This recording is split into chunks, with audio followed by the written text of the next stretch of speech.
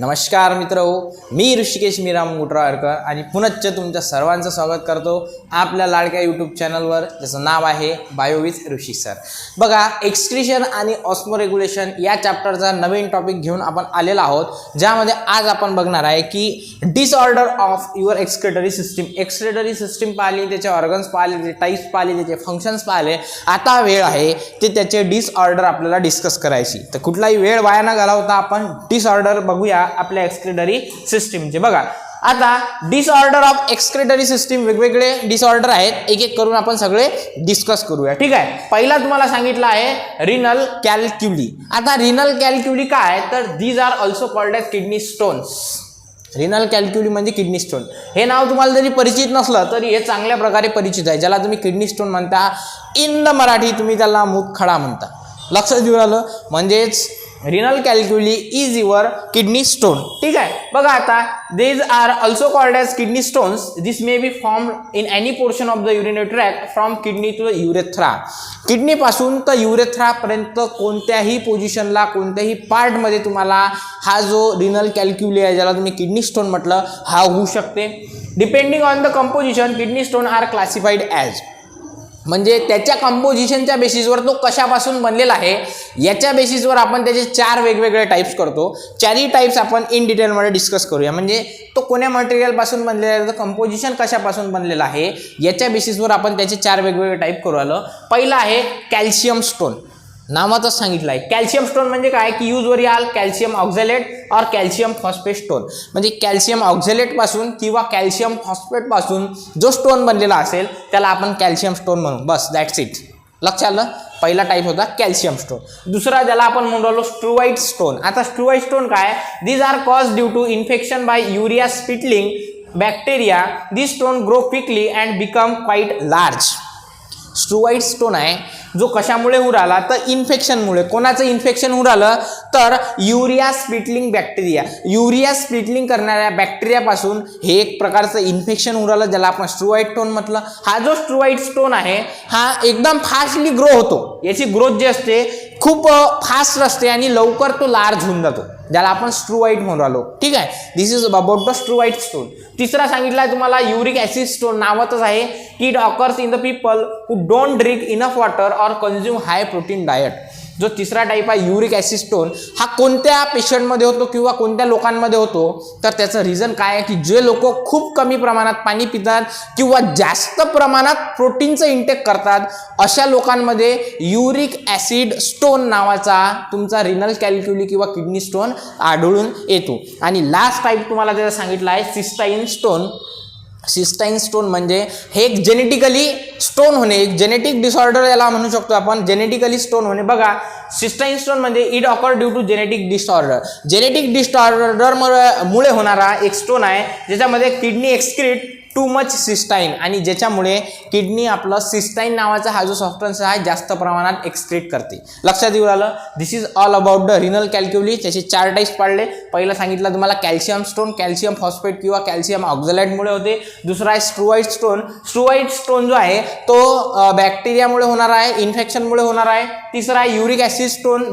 जे लोक खूप कमी प्रमाणात वॉटर इंटेक कमी करतात किंवा मग जास्त प्रमाणात प्रोटीनचं इंटेक करतात, अशा लोकांमध्ये होतो. आणि सिस्टाईन स्टोन हा एक जेनेटिक डिसऑर्डर आहे. हा जेनेटिकली म्हणजे ट्रान्सफर होतो from one generation to the other generation. ठीक आहे. नेक्स्ट तुम्हाला सांगितलं आहे सेकंड, दॅट इज ग्लोमेरुलोनेफ्रायटिस. आता ग्लोमेरुलोनेफ्रायटिस काय आहे, तर inflammation of glomeruli of kidney. किडनीच्या ग्लोमेरुलसवर सूज येणे, जे आपण ग्लोमेरुलाई पाहतो बोमन्स कॅप्सूलच्या आतमध्ये. बघा, हे जे ग्लोमेरुलस आपले इथं प्रेझेंट आहेत, ॲफ्रंट आर्टिओल आणि इफ्रंट आर्टिओलच्या मध्ये, हा जो ग्लोमेरुलस आहे याच्यावर इन्फ्लामेशन होणे, सूज येणे, त्याला आपण ग्लोमेरुलोनेफ्रायटिस म्हणतो. This is defective glomerular filtration causing escape of protein in the filtrate. आणि फिल्ट्रेटमध्ये जो आपण प्लाझ्मा येत होता, डिप्रोटीनाइज प्लाझ्मा होता. आठवा मी काय म्हटलं होतं, जो फिल्ट्रेटमध्ये प्लाझ्मा येत आहे तो डिप्रोटीनाइज, त्याच्यामध्ये प्रोटीन्स प्रेझेंट नाही आहेत. पण ग्लोमेरुलोनेफ्रायटिसमध्ये तुमच्या ग्लोमेरुलसवर इन्फ्लामेशन आल्यामुळे प्रोटीन तिथं त्या फिल्ट्रेटमध्ये चालले, एस्केप ऑफ प्रोटीन तिथं होऊ राहिलं. दिस इज प्रोटीनोयुरिया. आणि त्यालाच म्हणून आपण काय म्हणू राहिलो, प्रोटीनोयुरिया. जर अल्ब्युमिन आढळलं तर त्याला आपण म्हणतो अल्बिनोयुरिया. ठीक आहे. Due to escapes of protein blood colloidal pressure decreases. आता त्या फिल्ट्रेटमध्ये प्रोटीन येत आहेत, त्याच्यामुळे ब्लडचं जे कोलायडल प्रेशर आहे ते डिक्रीजेस होऊ राहिलं आणि ज्याच्यामुळे फ्लुइड जे आहे ते लीक होते ब्लड आणि इंटरस्टिशियल स्पेसेसमध्ये आणि याच्यामुळे तुम्हाला इडिमा होते. लक्षात येऊ राहिलं.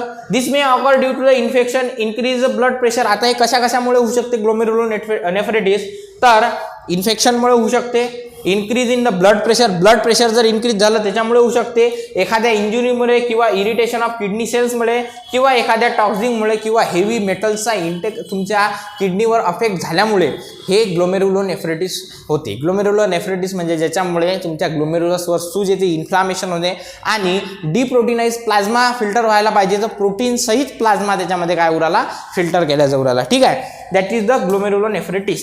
नेक्स्ट सांगितलं आहे तुम्हाला युरेमिया. आता युरेमिया काय आहे, malfunction of kidney can lead to accumulation of urea in the blood.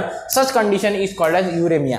म्हणजे ब्लडमध्ये किडनीच्या माल फंक्शनिंगमुळे युरियाचं प्रमाण जास्त आढळणे, त्याच कंडिशनला आपण युरेमिया म्हणून राहिलो. ब्लड नॉर्मली कंटेन 0.1 to 0.03%, म्हणजे 0.01 पासून तर 0.03% मध्ये नॉर्मल ब्लडमध्ये युरिया प्रेझेंट असते. परंतु इफ इट रायझेस अबाउट 0.05%, म्हणजे 0.05% पेक्षा वरती जर युरियाचं प्रमाण गेलं तर त्या कंडिशनला आपण युरेमिया म्हणतो.